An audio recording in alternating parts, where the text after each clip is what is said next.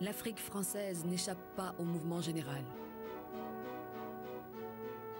Instruite par son échec en Indochine et par la nouvelle guerre de libération qu'elle affronte en Algérie, la 4e République veut anticiper le processus de décolonisation en Afrique. Maire de Marseille, le grand port tourné vers l'Extrême-Orient et l'Afrique, le ministre de la France d'Outre-mer, Gaston Defferre, fait voter en juin 1956 la loi cadre qui porte son nom. Elle prévoit que chaque colonie sera placée sous l'autorité d'un gouvernement bicéphale, un Français et un Africain. Cela rend désormais caduques les grands ensembles que constituaient l'Afrique occidentale française et l'Afrique équatoriale française, jusque-là dirigés chacun par un seul gouverneur. S'il est vrai qu'elle ouvre la voie de l'autonomie et du gouvernement responsable, cette loi est accusée d'avoir morcelé des territoires qui auparavant ne l'étaient pas. C'est la très controversée balkanisation de l'Afrique française.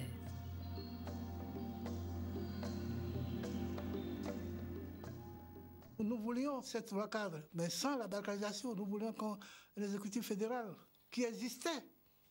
Pourquoi cela existait du temps de la colonisation et au moment où nous abordions l'autonomie, on voulait la supprimer? Il y avait du Machiavel là-dedans. Ça me paraît évident. On a beau s'en défendre, on ne cessera pas, on ne m'empêchera pas de croire qu'il y avait là-dedans un petit calcul un peu mesquin et dont les conséquences sont quand même graves. Vous voyez tout le mal qu'on se donne aujourd'hui pour essayer de faire l'intégration. Nous étions ensemble. Nous avions une assemblée fédérale, le gouvernement général était là, gouverner ensemble. Nous avons une même culture. Nous nous fréquentons, nous nous connaissions. Et subitement, au moment d'avoir de l'autonomie, chacun pour soi. Et comme les nationalistes viennent vite, chacun a préféré être le premier à Cotonou plutôt que le 6e à Dakar. Quelle sottise! Premier à Cotonou, de quoi? Quand on est premier de rien, on n'est pas premier, on n'est rien.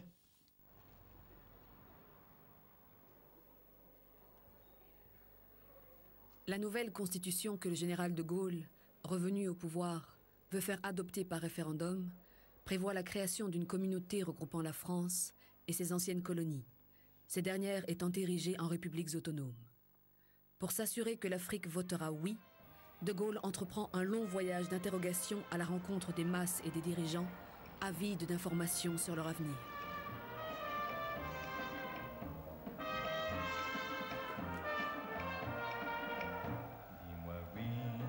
Dis-moi oui ou non, mais si c'est oui, c'est vraiment très bon. À choisir entre oui et non, vaut mieux oui que non.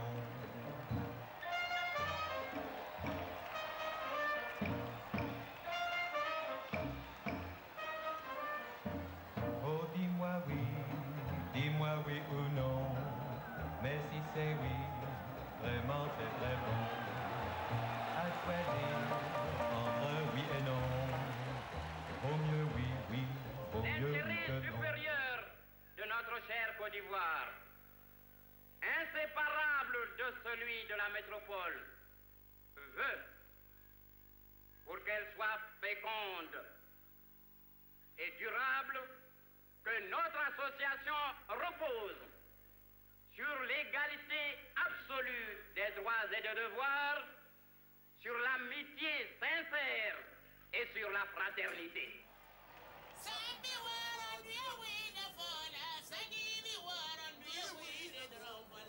Tout se passe très bien jusqu'à Conakry, capitale de la Guinée.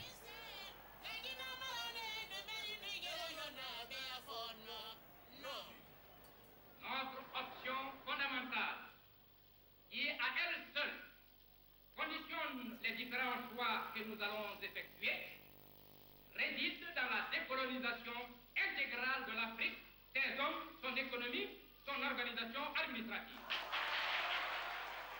Nous disons non de manière catégorique à tout aménagement du régime colonial et à tout esprit paternaliste. C'est donc de fort méchante humeur que le général de Gaulle arrive à Dakar, dernière étape de sa tournée dans l'Afrique subsaharienne. Et là, autre mauvaise surprise, les deux principaux dirigeants du mouvement national, Léopold Sédar Senghor et Mamadou Dia, sont absents. Je m'étonne qu'on stigmatise l'absence de Senghor. Je le rappelle, Senghor n'avait aucune responsabilité exécutive. C'était certes le premier homme politique du Sénégal, mais il n'avait aucune responsabilité exécutive. C'est Mamadou Dia qui était en charge de l'exécutif. Mamadou Dia n'était pas là, pour des raisons que je n'ai jamais comprises, et c'est Valdiodio Ndiaye qui faisait son intérim du président du conseil de gouvernement, qui a reçu le général et qui a prononcé un discours très fort. La politique du Sénégal, clairement définie, s'est fixé 3 objectifs qui sont dans l'ordre où elle veut les atteindre: l'indépendance, l'unité africaine et la confédération. C'est dire, et nous ne devons pas nous le dissimuler, que ce que nous avons pu jusqu'ici savoir des avant-projets constitutionnels ne nous laisse pas sans inquiétude, ni même sans angoisse. Une inquiétude et une angoisse qui se manifestent bruyamment sur la future place de l'indépendance.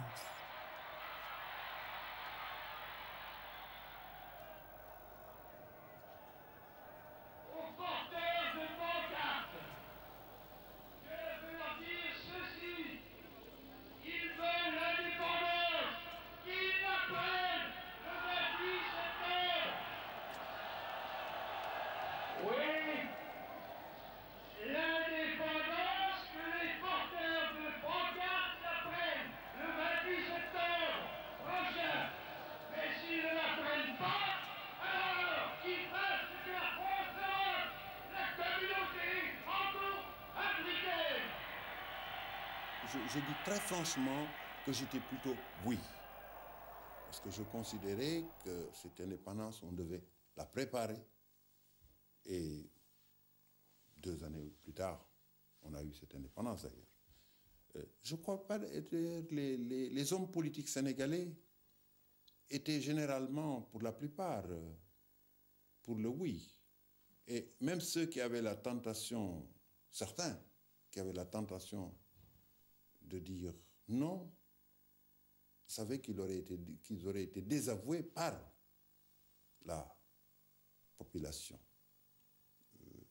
Et je crois que tous les chefs religieux en particulier, dont le rôle est important dans un pays comme le Sénégal, étaient contre le non. Pour l'Afrique noire, un seul territoire, la Guinée, a voté contre la Constitution et a choisi la sécession.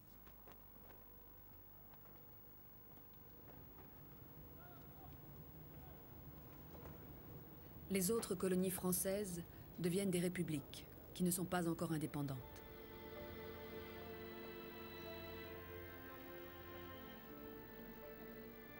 Contrairement à la Côte d'Ivoire d'Houphouët-Boigny, qui peut compter sur ses propres richesses et refuse que son pays devienne la vache à lait d'autres territoires africains, des républiques souhaitent s'unir en fédération afin d'arriver plus fortes à l'indépendance.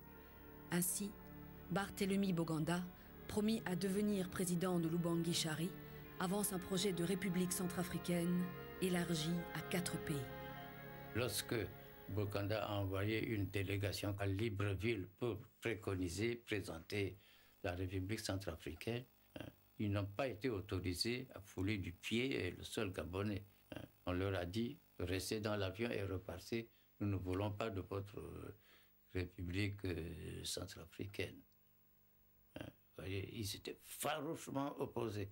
Et je le vois encore, nous voulons faire notre petit Gabon. Le geste, notre petit Gabon.